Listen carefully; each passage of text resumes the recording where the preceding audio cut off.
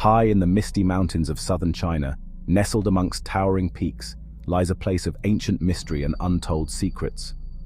Shrouded in perpetual mist, this enigmatic location is whispered about only in hushed tones, as if speaking its name aloud might summon the very spirits that haunt it.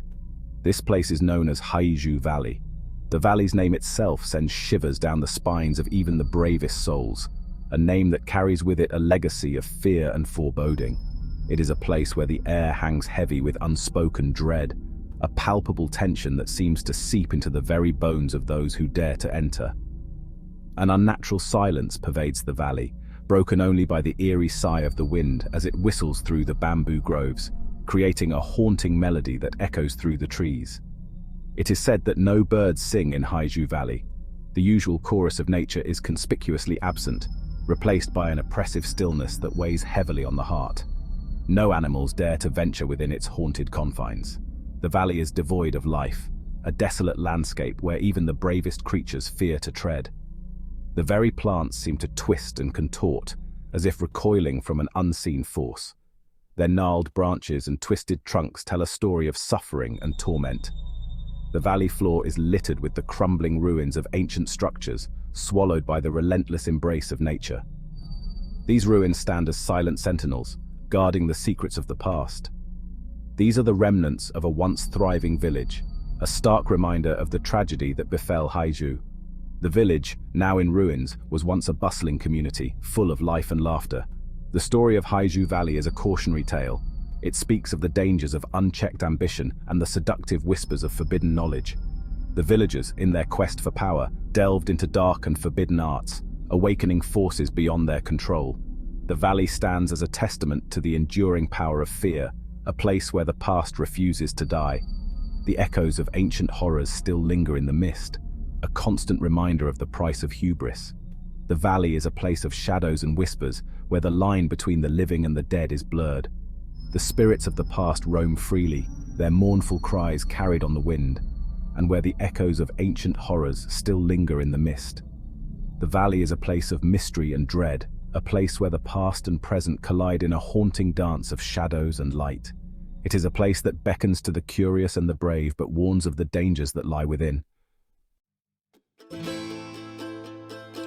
Centuries ago, Haizhu Valley was not a place of fear and silence. It was a vibrant village, known throughout the region for its skilled artisans and the abundance of jade found in the surrounding mountains.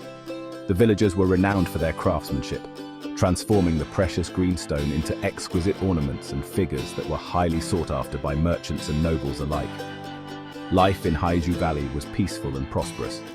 Generations lived and died, their fates intertwined with the rhythms of nature and the bounty of the mountains. The elders passed down their knowledge of jade carving and the secrets of the valley to their children. The villagers lived in harmony with their surroundings.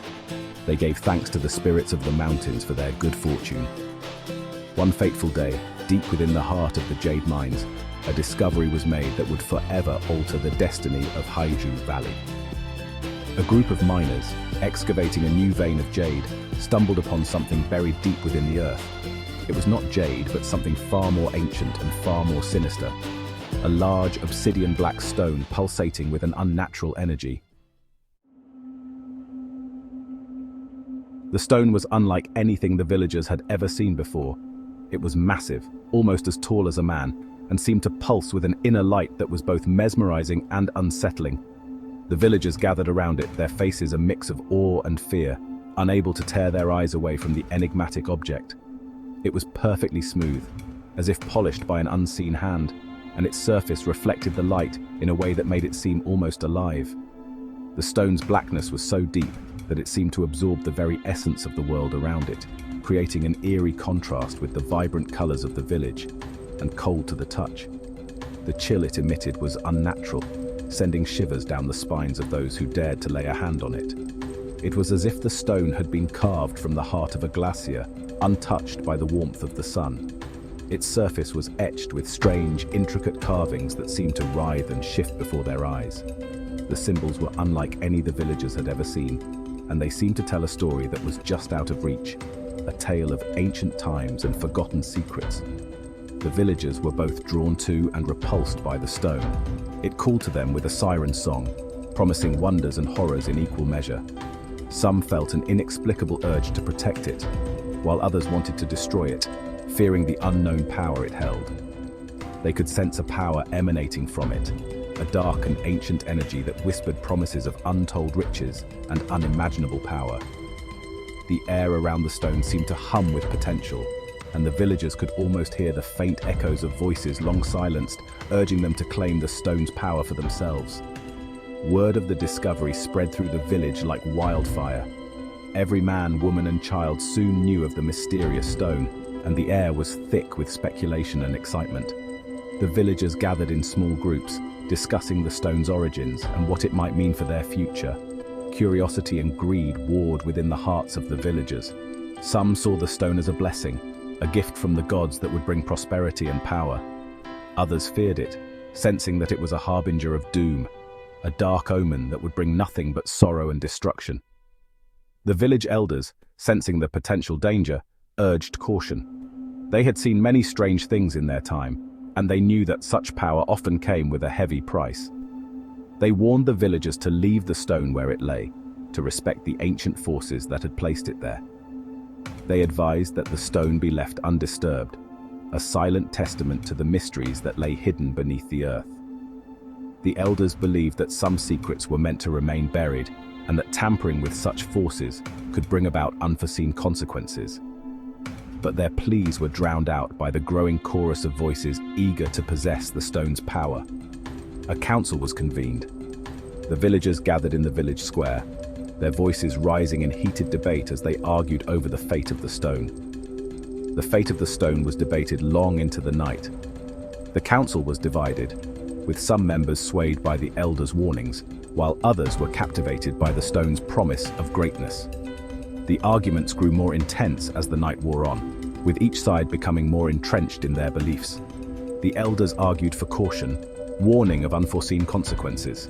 They spoke of ancient legends and forgotten prophecies, of times when similar stones had brought ruin to those who sought to harness their power. They urged the villagers to heed their wisdom and leave the stone undisturbed. But the younger generation, blinded by ambition and the allure of the unknown, prevailed. They saw the stone as a once-in-a-lifetime opportunity, a chance to elevate their village to greatness. They dismissed the elders' warnings as the ramblings of old men, out of touch with the needs and desires of the present. They argued that the stone was a gift, a sign from the heavens that their village was destined for greatness. They believed that the stone's power could be harnessed for the good of all, that it would bring prosperity and success to their people. And so, defying the wisdom of their ancestors, the villagers decided to bring the obsidian stone up from the darkness and into the heart of their village. They worked together, using ropes and pulleys to lift the massive stone from its resting place and transport it to the village square. As they placed it in the center of the village, a sense of anticipation and excitement filled the air. The villagers gathered around the stone, their faces lit by the flickering light of torches, wondering what the future would hold now that the Obsidian Heart had become a part of their lives. The villagers erected a pedestal in the village square, a place of honor for their newfound treasure. This pedestal was not just a mere structure, it was a symbol of their collective hope and ambition. The entire village came together, each person contributing in their own way, to create this monument that would forever change their lives. The obsidian stone, once hidden deep within the earth, was now the focal point of their lives. Its dark, reflective surface seemed to hold secrets of the universe, drawing the villagers in with its mysterious allure. They believed it was a gift from the gods, a divine artifact that would bring them prosperity and protection. They began to worship the stone, offering gifts of food, fruits, and grains harvested from their fields. These offerings were made with reverence and hope, each villager believing that their contribution would be rewarded. Incense, with its fragrant smoke, was lit to purify the air and please the gods. Precious jade, mined from the nearby hills, was presented as a token of their devotion. At first, nothing happened. The stone remained silent, its surface as impenetrable as ever. The stone remained inert, its dark surface reflecting the hopes and fears of the villagers like a pool of black water.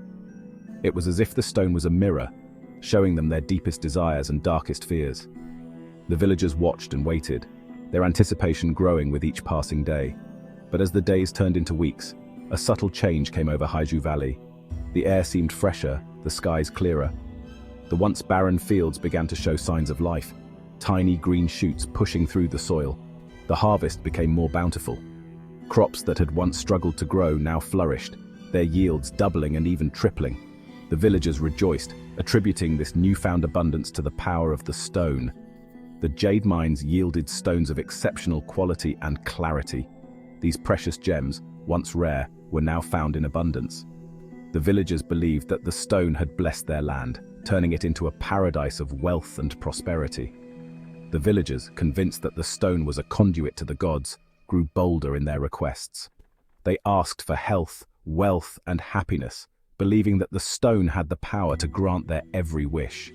They began to offer blood sacrifices, believing that this would appease the stone and ensure their continued prosperity. Animals were slaughtered, their blood spilled in ritualistic ceremonies meant to honor the stone. The village shaman, a man named Lao Ma, presided over these rituals. He was a figure of authority and wisdom, his words carrying the weight of tradition and belief. Lao Ma claimed to have a special connection with the stone, a gift that allowed him to communicate with the divine. He claimed to be able to interpret the whispers that emanated from the stone. These whispers, he said, were messages from the gods, guiding the villagers in their actions and decisions. He declared that the stone craved not only offerings, but also devotion. The villagers were instructed to show their loyalty and faith through acts of worship and sacrifice. He convinced the villagers that the more they sacrificed, the greater their rewards would be.